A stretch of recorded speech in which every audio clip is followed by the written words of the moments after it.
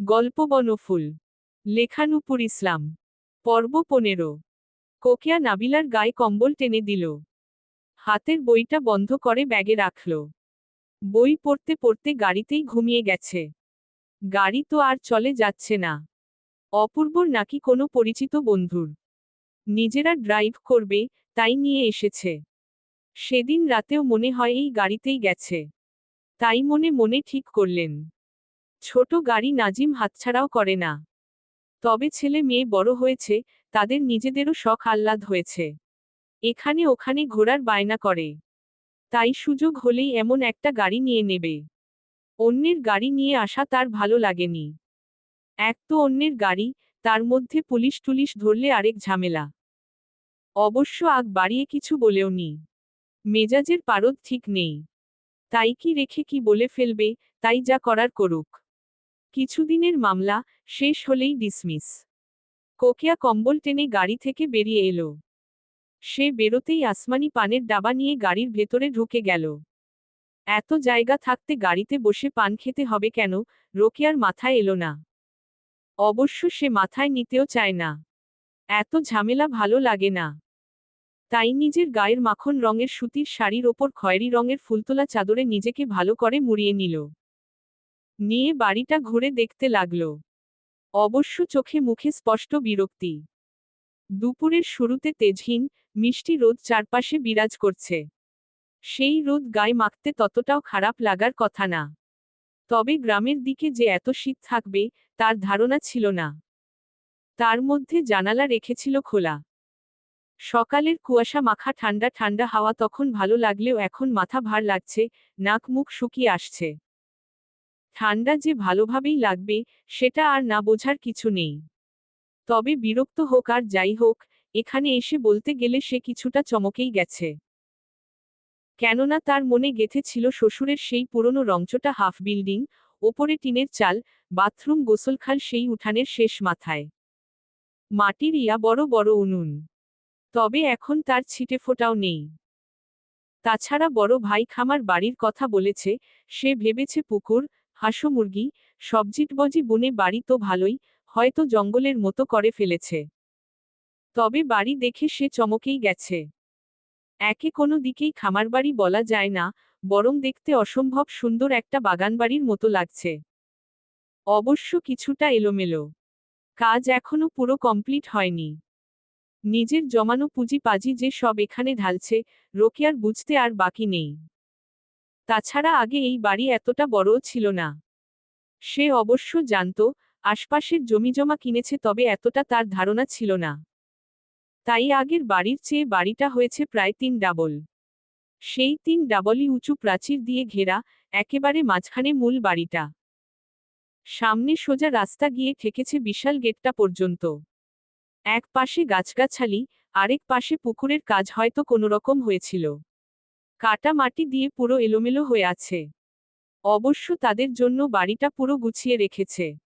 তবে গ্রামও আর আগের মতো অজপাড়া গা নেই। সব পাল্টে শহরের মতো রঙিন হয়ে গেছে। অলিগলিতে পিচঢালা রাস্তা। বেড়ার তো ভালোই, হাতে গোনা কয়েকটা টিনের ঘর দেখল। তা না হলে সব বিল্ডিং। তবে বিল্ডিং হোক আর যাই হোক, মানুষগুলো আছে আগের মতোই। দেখতে ভোলাভালা, নিচে নিচে শয়তানের হাতা। এই হাতাদের জন্যই রোকেয়ার কখনো এই বাড়িতে আসার মন টানেননি। এখনো টানে না। তবে ছেলে মেয়েদের মুখের দিকে তাকিয়ে অনেক কিছুই করতে হয়। তাই তারা আসতেই বড় আগ্রহ নিয়ে আশেপাশের মানুষ এগিয়ে এসেছে। এসেই চোখে মুখে বিস্ময় নিয়ে বলেছে, আরে আমাগো বাবুর বউনি। যাক, শ্বশুরবাড়ির ভিটায় পা রাখলা তাহলে। দেখে তো তোমারে চিনিই নাই। আগে আরেকটু মোটা কম ছিলা। এখন তো আরো বাড়ছ। অবশ্য হইবা না কেন? শহরের বাড়িতে কি কামকাইজ আছে? খালি শোয়া বসা। আহারে, তোমার মাটির মতো শাশুড়ি। কত হাতিপেতা করছে। দুইটা পোলা, একটাও ভিটায় আলো জ্বালাইবার নাই। তবে দেরি হোক আর যাই হোক, একবার সুমতি ফিরছে। তবে তুমি তো সব ধুইয়া মুইচ্ছা নিয়া গেছ। শ্বশুরবাড়ির ভিটা বেচতে হয় না গো, অলক্ষী লাগে। তয় আসছো ভালো কথা। শাশুড়ি বাঁচা থাকতে আইলে শান্তিতে বেচারা কবরে যাইতে পারত। যাই হোক, হাবুর পোলা নাকি আইছে? তো এতদিন পর আবার কিসের লিগা আইছে? সৎ বাপে বুঝি দেখতে পারে না? আহারে, কি রাজপুত্রের লাহান পোলা! এহানে ওহানে কলার ভেলার মতো ভাসতেছে। কোকিয়া সব কথায় শুধু হেসেছে। দুদিনের জন্য ঘুরতে এসে কাহিনী করার মানে হয় না। তবে মেজাজ কতক্ষণ ঠিক রাখতে পারবে, সেটাই বড় কথা। তাই সেই বিরক্ত মেজাজ নিয়ে এগোতেই তার মেজাজের পারদ আরও আকাশ ছুল। নাবিল কোথায় মরেছে, কে জানে। সারা রাস্তা ড্রাইভ করেছে অপূর্ব, আর ওই হাদারাম বসে বসে মোবাইল টিপেছে। টিপুক, সেটা বড় কথা না। এমনিতেও দিনরাত মোবাইলে হেদে থাকে। তবে মোবাইলের দিকে তাকিয়ে তাকিয়ে মুচকি হাসা। আর এই হাসি কখন হাসে, কোকিয়া ভালো করেই জানা। তার মধ্যে আবার এই যে এক ধামরি মেয়ে। 1000 বার বলে এনেছে, লাফালাফি কম করবি। তবে শুনলে তো। পেয়েছে এক ডুগডুগি। সেই ডুগডুগির পেছনে মৌমাছির মতো ঘুরছে তো ঘুরছে। কে কোন দিক দিয়ে দেখবে আবার কি রটিয়ে ফেলবে। গ্রামে তিল থেকে তাল করতে সময় লাগে না। তাই বিরক্ত কণ্ঠেই ডাকল, নোভা। নোভা চমকে পেছনে ফিরল। পেছনে ফিরল অপূর্ব। বাড়িটা ঘুরে ঘুরে দেখছিল। বাবা, হেন কোনো গাছগাছালি নেই, রোপণ করেনি। এখনো অবশ্য ওটা বড় হয়নি। মাত্রই নিজেদের মতো ছড়িয়ে যাচ্ছে। তার সঙ্গে ফুল। দেখতে ভালো লাগছে। তাই কয়েকটা ক্লিক নিচ্ছিল আর নোভার গল্প তো আছেই। তাই পেছনে ফিরে একবার তাকিয়ে আবার নিজের কাজে মনোযোগ দিল। তবে নোভা মায়ের দিকে এগিয়ে গেল। যেতেই কোকিয়া বলল, মাথাটা ধরেছে। দুপুরের খাবার কখন দেবে, দেখ। খেয়ে একটু কাত হব। শরীরে এত জার্নি হজম হচ্ছে না। নোভা আকাশ থেকে পড়ল। নিজের বাড়িতেই সে কাজটাজের খবর রাখে না। এখন নাকি ঘুরতে এসে রাখতে হবে। তাছাড়া রাখতে হবে কেন? বড় চাচা তারা আসার আগেই সব ব্যবস্থা করেছে। এমনিই দেখাশোনার লোক আগেই রাখা ছিল। বড় চাচা রান্নাবান্নার জন্য এক লোকও সবসময়ই ছিল, তবে তাদের জন্য আলাদা আরও একজন মহিলা ঠিক করা হয়েছে। তো তার আবার কাজ কি? তাই অবাক মাখা সুরেই বলল, আমি। তোকে? আমি পারবো না, মা। যাবি, না গালে একটা ফেলবো। নোভা আর কথা বাড়ালো না। বাড়ালেই কোনো বিপদ আসবে, কে জানে। তাই মুখ ফুলিয়েই চলে এলো। এসে অবশ্য খাবারের ধারেকাছেও গেল না। ভেতরে সিলিন্ডার আছে, তবে বড় চাচার হুকুমে আয়োজন হচ্ছে সব মাটির উনুনে। ছেলেকে তিনি মাটির উনুনের রান্না খাওয়াবেন। খাওয়াক, তবে ওই কালি টালি ধোঁয়ায় নোভা যেতে পারবে না। তাই আসতে আসতে রাস্তায় অপূর্ব ভাইয়া সুন্দর করে ভিডিও তুলে দিয়েছে। তার মধ্যে থেকেই একটা মিউজিক দিয়ে আপলোড দিতে দেরি, হা হা রিয়্যাক্ট আসতে সময় লাগলো না। আর হা হা দিয়েছে তাদের এলাকার অতি সম্মানিত চুল দাড়িওয়ালা গলে যাওয়া ক্যাঙ্গারো। নাবিলা একটু নড়ে চড়ে এক পাশে কাত হলো। হতে হতে মনে হলো, কিছু একটা ঠিক নেই। কি নেই, নাবিলা ঠিক বুঝতে পারল না। তবে সবকিছু অন্যরকম মনে হলো। সেই মনে হওয়ার মাঝেই কানে এলো অচেনা কোনো পাখির গান। আর আসতেই ফট করে চোখ খুলে ফেলল। ফেলে কিছুক্ষণ সেভাবেই থমকে রইল। কোথায় আছে, কিছুক্ষণ বুঝতেই পারল না। তবে চোখের সামনে কালো রঙের কিছু একটা আটকে আছে।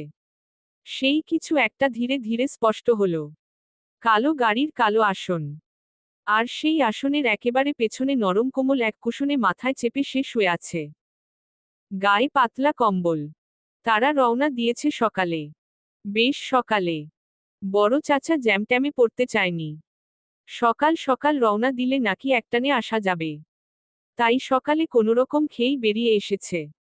বড় চাচার কথা বিফলে যায়নি। কোনো বাড়তি ঝামেলা রাস্তায় পোহাতে হয়নি। সকালে নির্মল কোমল বাতাসের গায়ে গা ভাসিয়ে একটানেই চলে এসেছে।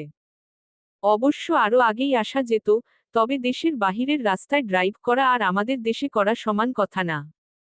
তবে বলতেই হবে, এই বান্দার গুণের শেষ নেই। তবে যাই থাক, নাবিলার মাথা ব্যথা আগেও ছিল না, এখনো নেই। তাই বাড়ি থেকে নেমে নাবিলা সোজা বসেছে একেবারে পেছনে। ইচ্ছে করেই বসেছে। ভেবেছে নিজের মতো বই পড়তে পড়তে যাওয়া যাবে। আর যেই ভাবা, সেই কাজ। আর সেই কাজ করতে করতে কখন চোখ লেগেছে বুঝতেই পারেনি। কুশন গাড়িতেই ছিল, গায়ের ওড়না জড়িয়ে, বই হাতেই, মাথা সিটে রেখে কাত হয়েছিল। ছোট মোট মানুষ, তার তেমন সমস্যাও হয়নি। তবে এই পাতলা কম্বল কোথা থেকে এলো নাবিলা জানে না। গত কয়েকদিন রাতে একদম ঘুম হচ্ছে না। কাল রাতেও হয়নি। তবে দিনে ঠিকই পড়ে পড়ে ঘুমাচ্ছে। ইনসমনিয়ার থেকে বাদুর প্রজাতিতে ট্রান্সফার হচ্ছে কি না কে জানে। তা না হলে এমন হওয়ার তো কথা না। আর এই কথাতেই কখন পৌঁছেছে, কোথায় আছে, কয়টা বাজে, কিছুই বুঝতে পারছে না। তাই কম্বল নিয়েই নাবিলা মাথা উঁচু করে বাইরে দেখার চেষ্টা করল। দেয়ালঘেরা এক বাড়ির সামনে তারা। বাড়ি অবশ্য বলা যাচ্ছে না, বাংলো বাড়ি টাইপ বলা যেতে পারে। চারদিকে লম্বা টানা বারান্দা, বারান্দার সামনে কয়েক ধাপ সিঁড়ি, তার সঙ্গে লাগোয়া বসার জায়গা। উপরে ছাদ বা চাল নেই, লাল রঙের টালি। আর সবচেয়ে বড় কথা, দুনিয়াজোড়া গাছগাছালি। সেই গাছগাছালি সবুজ পাতার ফাঁকে ফাঁকে রোদ ঝিকিমিকি করছে, পাখিরা গান গাইছে। সেই গানের মাঝেই নাবিলা অবাক হয়ে এক টিয়া পাখিও দেখল। খাঁচায় বন্দি টিয়া পাখি হাজার দেখেছে, তবে এভাবে উড়তে কখনো দেখেনি। তাই বিস্ময় চোখেই তাকিয়ে রইল। আসমানি গাড়িতেই বসা, হাতে পানের ডাবা। কয়েক খিলি খাওয়া হয়ে গেছে, হিসেব নেই। তবে হিসেব থাকুক আর না থাকুক, তার আফসোস নেই। কেননা কিছু একটা ঠিক নেই। কি নেই, আসমানি ধরতে পারছে না। তবে ওই বিদেশি সার বিনা কারণে দুবার গাড়ির ভেতরে চক্কর কেটেছে। কাটতেই পারে। গাড়ির ভেতরে সবার মালসামানা। নাবিলার আম্মা ঘুমে, তাই এখনো তেমন কিছু নামানো হয়নি। তবে কথা হলো, এই সার বসেছে গাড়ি চালাতে। তো গাড়ি চালা, তোর নজর থাকবে সামনে। তা না, আয়না দিয়ে তাকিয়েছে বারবার পেছনে। অবশ্য কোন দিকে আসমানি ঠাউর করতে পারে নাই। তবে কাল রাতে নাবিল আর এই বান্দর ফিরেছে বেশ রাতে। সেটাও ফিরতেই পারে। তবে এখানেও কথা হলো, রাতে যেই আসুক, জেগে থাকে নাবিলা আম্মা। দরজা খুলেও নাবিলা আম্মা। তবে কাল রাতে না খুলেছে, না রুম থেকে বের হয়েছে। তাই এই দুই পাগলা কলিংবেল দিতে দিতে তার আরামের ঘুমের 12টা বাজিয়ে দিয়েছে। অবশ্য 12টা বাজুক আর 13টা, আসমানির তাতে কিছু যায় আসে না। তাই উঠলে তো। তবে আফার ঘুম ভেঙে গেছে। বড় চাচা উঠে দরজা খুলেছে। সেটাও খুলতেই পারে। তবে কথা হইল গিয়া, নাবিলার আম্মা খুলল না কেন? যেই মানুষ উড়ে উড়ে কামকাজ করে, সেই মানুষ এগিয়েও দেখেনি। আসলে ব্যাপারটা কি? আসমানি ভাবতে ভাবতেই আঙুলের ডগা থেকে চুন মুখে নিল। ততক্ষণে অবশ্য নাবিলা উঠে গেছে। তার ওঠা দেখে বলল বাড়ির আয়সা সবাই পুরান হয়ে গেছে। তবে তোমার ঘুম ছোটনের খবর নাই। কইলাম ডেকে ভেতরে নিয়া শোয়াই। তবে বড় ভাই নিষেধ করল। বলল, ঘুমাচ্ছে, ঘুমান। ভাঙলে আর ঘুম আসবে না। তাই কেউ আর বিরক্ত করে নাই। তোমার আম্মা এসে কম্বল দিয়ে গেল। তবে আম্মা, আমি তেলের বোতল পাই নাই। কোন ব্যাগে ভরছি, কে জানে? সব লণ্ডভণ্ড করে খুঁজতে হবে। নাবিলা শুনে হালকা হাসল। কালকের তেলি এখনো মাথা থেকে যায়নি। আজকে দিলে ভেসে যেত। ভাগ্যিস পায়নি। তাই নাবিলা হেসে গায়ে ওড়না চাদরের মতো জড়িয়ে বেরিয়ে এলো। সে অবশ্য বাড়ির ভেতরের দিকে গেল না। সে গেট পেরিয়ে রাস্তায় এসে দাঁড়ালো। দাঁড়িয়ে আশপাশের বাড়িঘর সব দেখল। দেখতে দেখতে কয়েকটা ছোট ছোট বাচ্চা ছোট ছোট সাইকেল নিয়ে একছুটে তার সামনে দিয়ে গেল। নাবিলা প্রথমে চমকাল। চমকেই হেসে ফেলল। হেসে বাচ্চাগুলো যে দিকে গেল, সে দিকে তাকাবে তখনই মুখের সামনে এক চুটকি বাজল। নাবিলা বড় একটা শ্বাস ফেলল। এসেছে পর থেকে বিনা কারণে তাকে জ্বালিয়ে মারছে, খোঁচাচ্ছে, আরও কি কি করছে, নাবিলার ভাবতে ইচ্ছে করল না। আবার বড় গলায় বলে, আমি কিছু করেছি? এক মুখে মানুষ কত কথা বলে, তার মাথায় আসে না। তাই বড় শ্বাস ফেলে বলল আপনি কি চান বলুন? আমি যা চাই দেবে? কোন দিনও না। তাহলে বাদ দাও। কেন? ঢং ছাড়া তোমাকে দিয়ে কিছু সম্ভব না। নাবিলা রাগ হলো। রেগে দাঁতে দাঁত চেপে বলল, আমার কাছ থেকে দূরে থাকুন, প্লিজ। রিকোয়েস্ট করছি। তিল পরিমাণ বিশ্বাস আপনার মুখের কথায় আমার নেই। তবুও কাল যা বলেছেন, আমি তাতে বিশ্বাস রাখলাম। তাই আমি কি করি, তাতে আপনার মাথা ব্যথা হওয়ার কথা না। আপনি কি করেন, তাতে আমারও কিছু যায় আসে না। অপূর্ব হাসল। হেসে ক্যামেরা নাবিলার মুখে বরাবর রাখল। এলোমেলো চুলের সদ্য ঘুমভাঙা মুখটা দেখতে ভালো লাগছে। তাই ক্লিক নিয়েই বলল, বন্ধু হবে, নাবিলা? নাবিলা সাথে সাথে ফিরে তাকালো। অপূর্ব এখনো ক্যামেরা তাক করে আছে। নাবিলা দেখে মৃদু হাসল। হেসে এক অভাবনীয় কাজ করে ফেলল। অপূর্বের হাত থেকে এক ঝটকায় ক্যামেরা নিয়ে, শরীরের যত শক্তি আছে তা দিয়ে রাস্তায় ছুঁড়ে ফেলল। ফেলে ভেতরে যেতে যেতে বলল, এরপর থেকে ছবি তোলার আগে অনুমতি নেবেন। অবশ্যই নেবেন। তা না হলে নাক ফাটিয়ে ফেলব। চলবে। গল্পটা কেমন লাগলো জানাবেন ও সাবস্ক্রাইব করতে ভুলবেন না প্লিজ।